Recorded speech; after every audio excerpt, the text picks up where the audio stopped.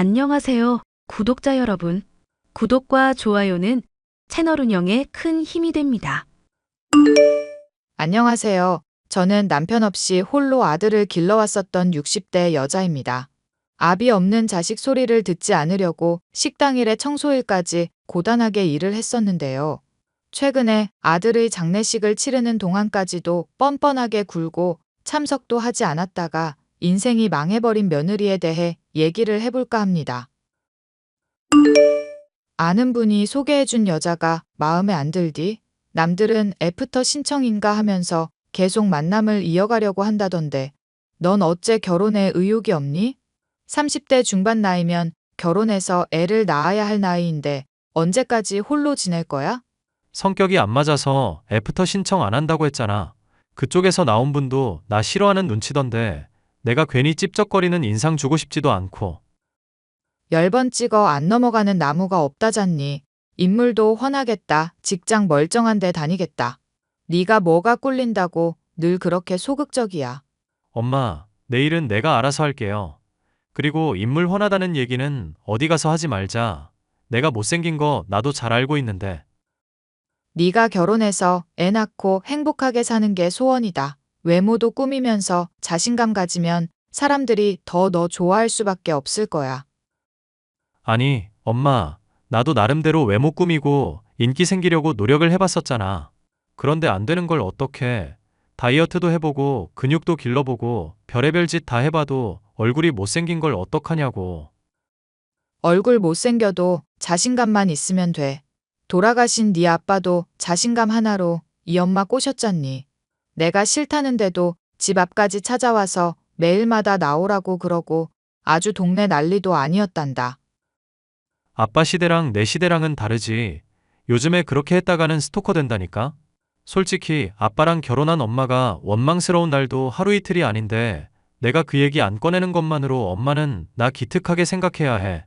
아빠 닮아서 내가 이렇게 못난 외모인 게 진짜 싫다고.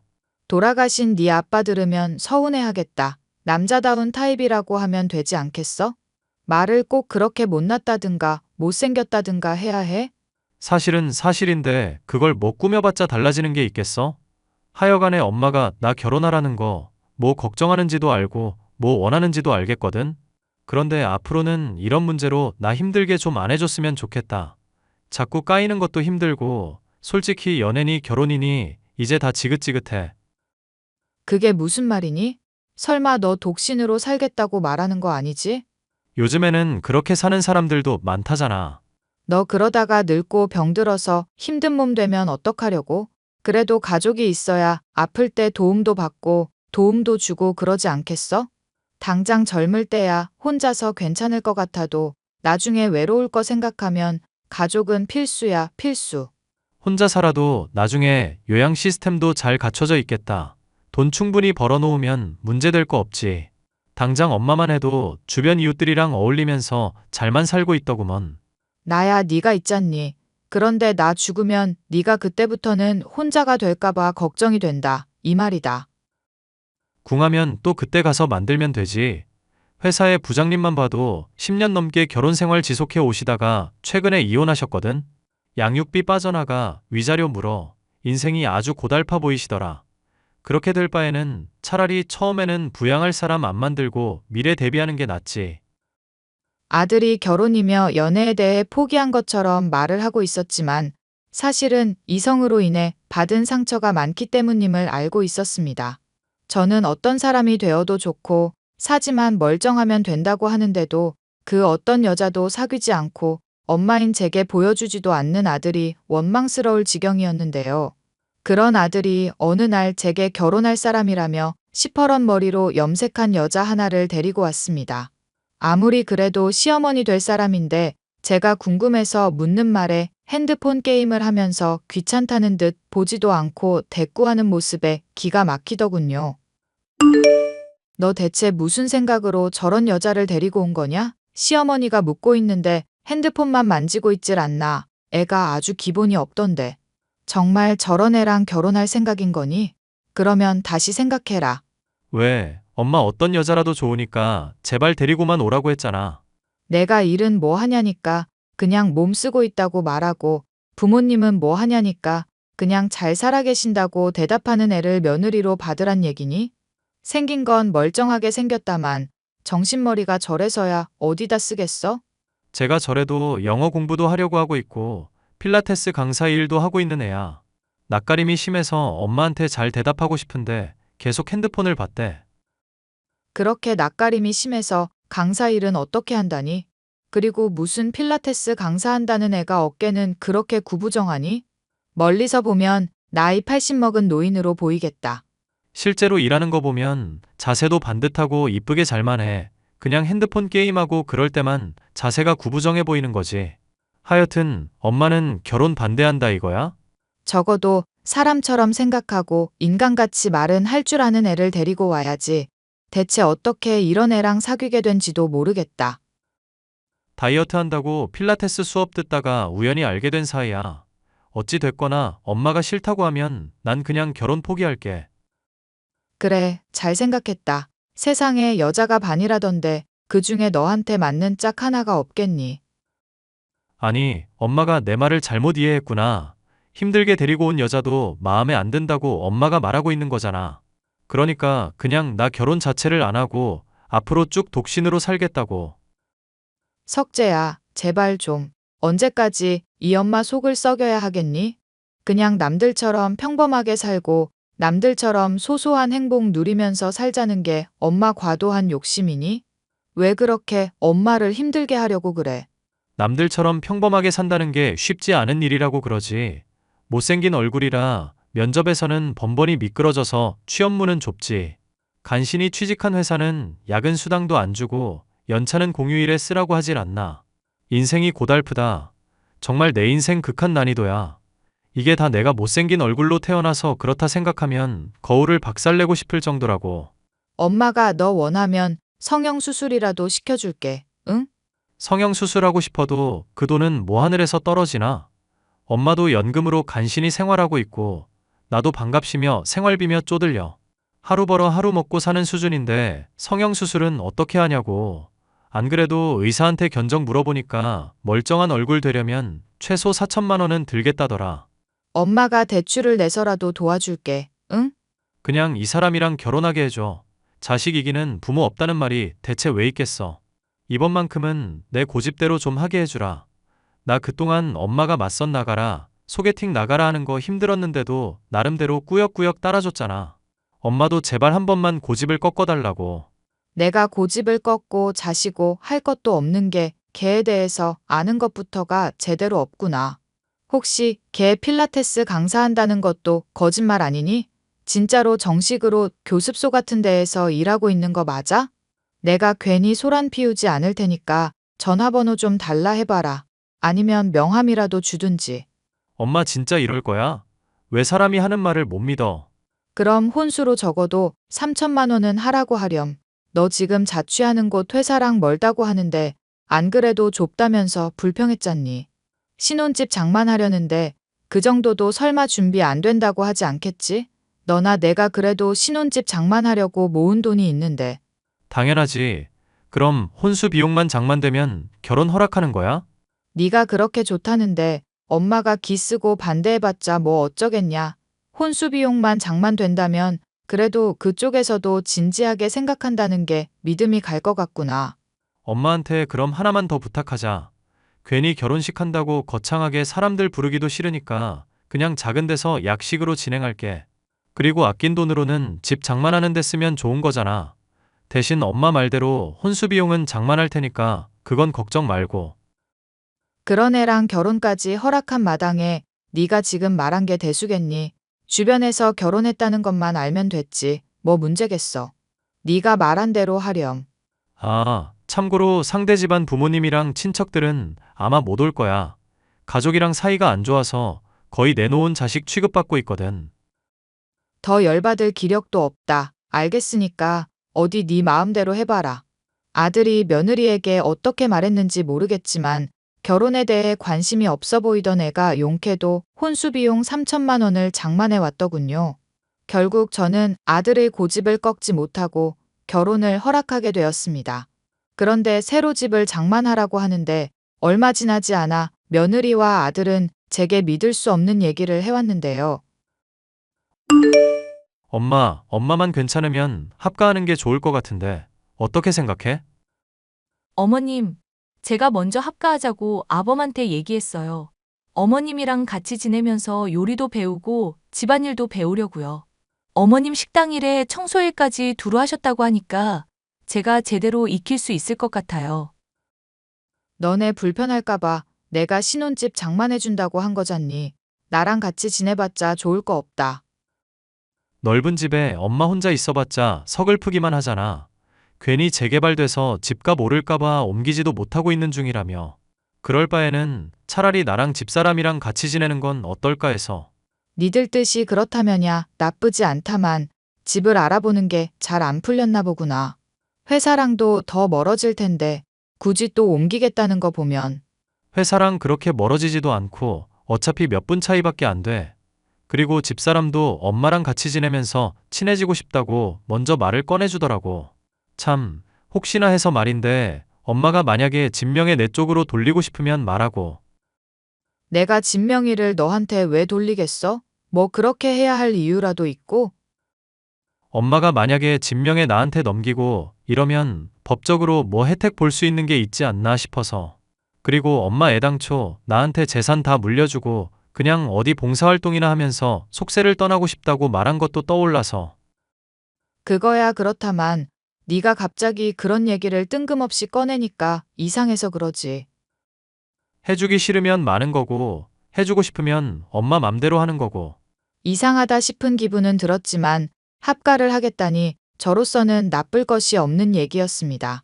또 한 집의 명의를 이전하는 것 역시도 제가 평소에 말해왔던 것인지라 별일 아닐 거라고 생각을 했죠. 그런데 얼마 지나지 않아서 아들이 그런 요청을 한 이유에 대해서 진실을 알게 되었는데요. 이웃들의 집에 있다가 집에 돌아왔더니 며느리와 아들이 서로 언성을 높이며 싸움을 벌이고 있을 때였죠. 집을 왜 지금 팔라고 하냐고. 언젠가 오를지도 모르는데 그 생각을 못해?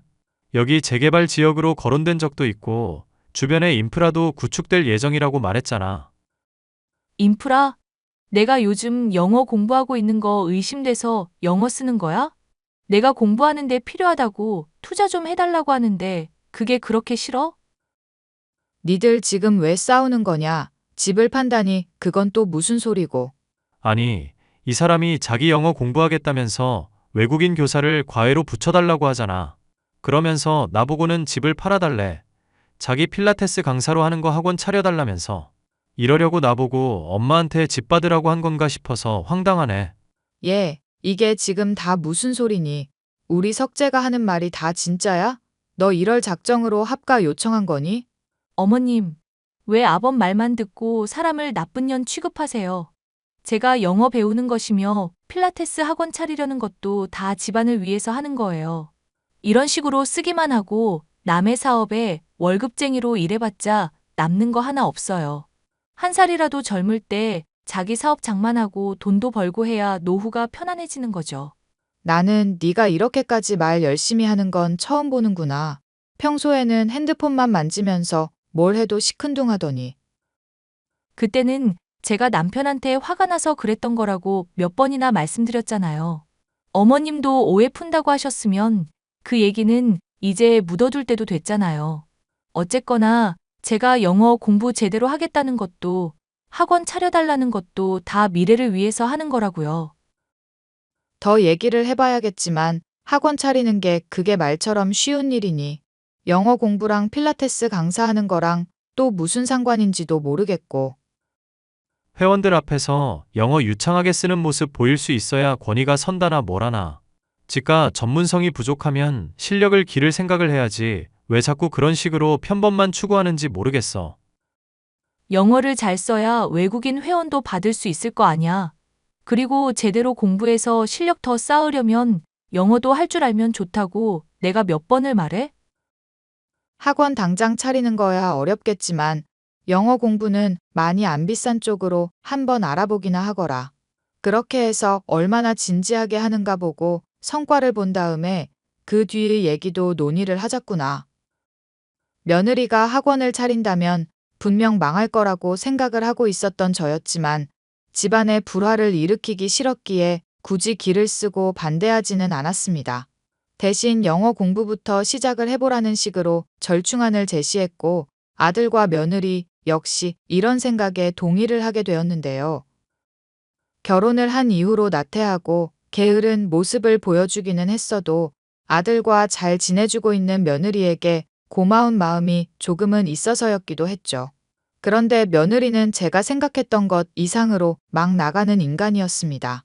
잘 가르치고 가격도 싸다며 흑인을 과외 선생으로 고용하더니 매일 같이 아들이 아닌 선생과 쏘다니며 놀러 다니기만 하더군요. 얘, 오늘이 석재 생일인 건 알고 있었니?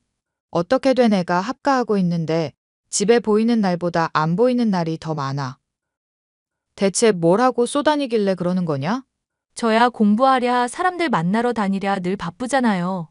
미래를 위해 투자하는 건데 이해해 주시면 안 될까요? 너 SNS인가 보니까 과외 선생이랑 클럽에도 가고 놀러 다니고 있던데 공부를 하기는 하는 거니? 아니면 대놓고 외국인이랑 새 살림을 차린 거니? 헐, 어머님, 설마 저 염탐하고 계셨던 거예요? 그래놓고 저한테 은근슬쩍 떠보신 거 맞죠? 와, 소름이다. 소름. 어른이 물으면 묻는 말에 대답이나 제대로 하거라. 너는 어떻게 된 애가 결혼한 유부녀처럼 행동하고 말하는 걸 한 번을 못 보겠니? 대체 언제쯤 이 집안에 융화되려고 그래? 요즘은 개성이 중요한 시대라고 그러더라고요.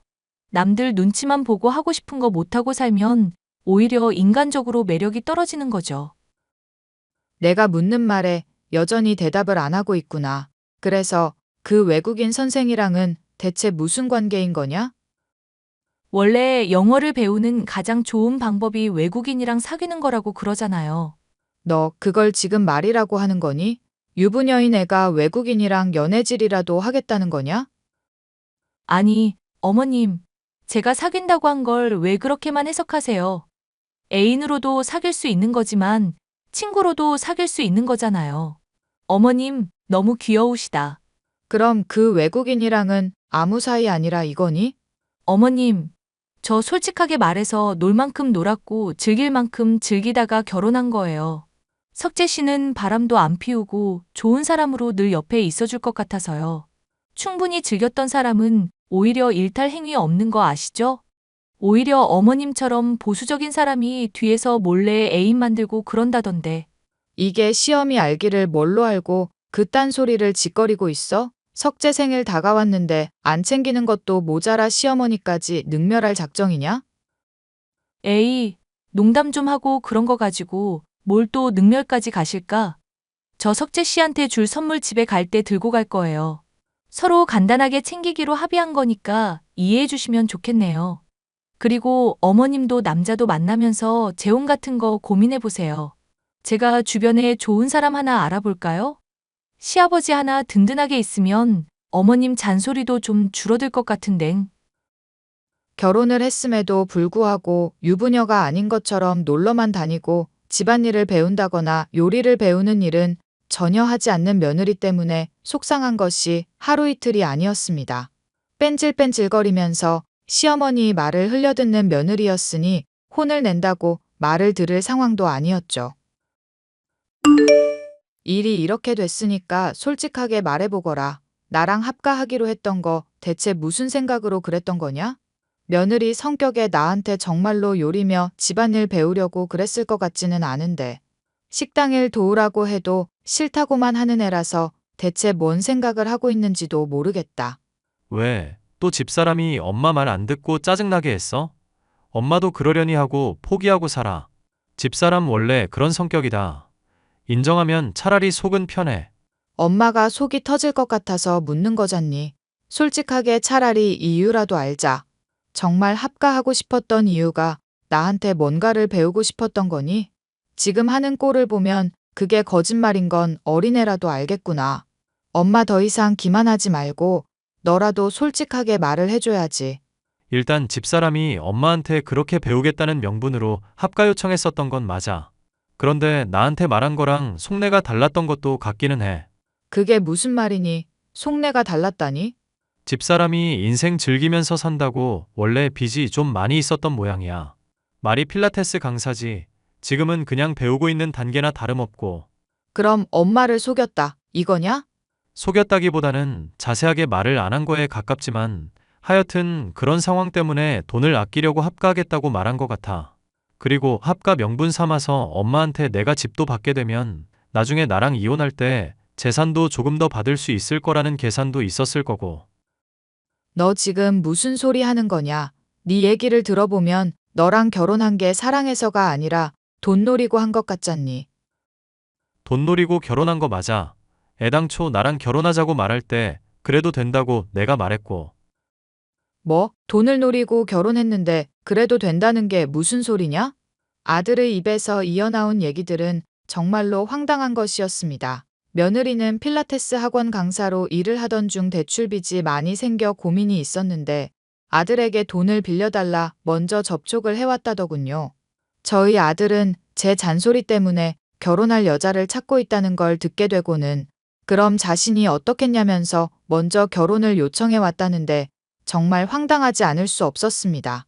일종의 계약 결혼이나 마찬가지라며 설명을 하는 아들조차도 낯선 사람처럼 느껴질 정도였죠. 대체 무슨 생각으로 이렇게 한 거냐? 이제까지 내 속 썩이기는 해도 이 정도까지는 아니었는데 대체 이러는 이유가 뭐냔 말이다. 계약 결혼이니 뭐니 내가 황당해서 말이 안 나올 지경이야. 아빠가 위암으로 돌아가셨던 거 기억나지? 몰랐는데 암이라는 것도 유전이 되는 경향이 크다고 그러더라고. 배가 아프기도 하고 속이 더부룩해서 병원 검사를 받아봤는데 암이라더라. 네가 암이라니 그럴 리가 없다. 내가 평상시에 네 건강을 얼마나 챙겨줬는데. 운동하고 건강한 사람들도 암 걸리기도 하더라. 어쨌거나 걸린 건 걸린 거니까 어떡하겠어. 죽기 전에 엄마 소원이나 풀어드리자 싶던 차에 마음에 들고 조건도 맞는 여자길래 결혼하게 된 거야. 그럼 3천만 원 혼수로 해온 건 어떻게 한 거니? 돈이 없다고 돈 빌려달라면서 결혼해달라는 골빈년이 그만한 돈이 있을 리가 없잖니. 사실 3천만 원 혼수로 해온 것도 내 돈이었어. 사람이 죽을 때가 되면 이상해지나 봐. 이게 무슨 말이나 되는 얘기니? 엄마 마음에 얼마나 못질을 해야 네가 정신을 차릴래? 미안해, 엄마. 나도 잘못했다는 거 많이 느끼고 있어서 지금이라도 솔직하게 말하는 거야. 암은 얼마나 위독한데 몇 끼이길래 인생 포기한 사람처럼 얘기하고 있어? 이제 이기라고 그러던데 아빠도 이기일 때 돌아가셨잖아. 나도 가망이 없다고 생각이 드네. 너 정말 안 되겠다. 그렇게 인생 포기하고 엄마한테는 골칫 덩어리 며느리 안겨다 주려고 결혼한 거냐? 됐으니까 어떻게든 살아. 엄마한테 미안하면 어떻게든 치료해서 나을 생각을 하라고. 알겠니? 그래도 엄마는 나보고 살라고 얘기해주네. 사실 나 암인 거 집사람도 알고 있거든. 그런데도 딱히 나 걱정하는 눈치도 아니고 말로는 아니라고 하는데 죽길 바라는 것 같기도 해. 혹시 모르니까 미리 재산 같은 거 자기한테 양도하도록 유언장이라도 써놓으라고 하는데 정말 정이 다 떨어지더라. 네가 암이랑 며느리 말에 휘둘려서 죽어버리면 그게 지는 거야. 어떻게든 살아남으려고 해야지. 왜 죽을 생각부터 하고 있어. 맞아. 나도 이제 나 스스로를 좀 좋아해 보려고. 못생겼다고 아무도 안 좋아해주는 마당에 나라도 나를 좋아해야지. 그래서 말인데 엄마가 나 좀 도와줄래? 집사람하고 결혼하면서 서로 약속한 일이 있는데 잘 지켜지는지 꼭 보고 싶어서. 무슨 약속을 했길래 그러니? 본인한테 재산 다 양도하면 평생 엄마 모시고 결혼도 안 하고 살 거래. 어차피 자기는 인생 즐길 만큼 즐겨서 욕심도 없으니까 죽을 때 대비해서 자기 믿고 맡겨놓고 가라고. 엄마한테 맡기면 혼자 고집부리고 끌어안다가 돌봐줄 사람도 없이 죽을 거라는데 걱정되지도 않냐면서. 너는 그 말을 믿는 거냐? 집사람, 나보고 유언장 쓰라고 하길래 내가 싫다고 했더니 정색하면서 자기가 타이핑을 아예 하더라. 그런 사람을 내가 왜 믿겠어. 그럼 이제 어떡할 거니? 당장에라도 그런 년 내치고 이혼을 하든지 해야 할 거 아니냐. 내가 사람을 잘못 봤다는 걸 확실히 알고 싶은데 마지막으로 나 고집 한 번만 더 부릴게. 집사람이 거짓말했다는 거 꼭 밝히고 싶으니까 엄마가 나 좀 죽게 해주라. 그게 무슨 소리니? 네가 죽고 나서 걔 거짓말 밝히는 게 무슨 소용이라고. 진짜 죽는 게 아니라 그런 식으로만 죽었다고 말만 전하자고. 조만간 그 영어과외 선생이랑 친구들이랑 놀러 간다고 알고 있는데 그때가 좋을 것 같아. 그때는 내가 죽었다고 장례식 한다고 문자해도 집사람 성격에 보러 오지도 않을걸? 집사람 나 죽었을 때 하는 거 보고 내가 그 뒤에 어떻게 할지를 확실히 판단할 수 있을 것 같아. 자신을 죽여달라는 황당한 말을 꺼낸 아들은 자신을 위한 가짜 장례식을 치르자는 것이었습니다. 저는 아들이 일러준 날짜에 며느리에게 거짓말로 가짜 장례식에 대해 문자를 보냈습니다.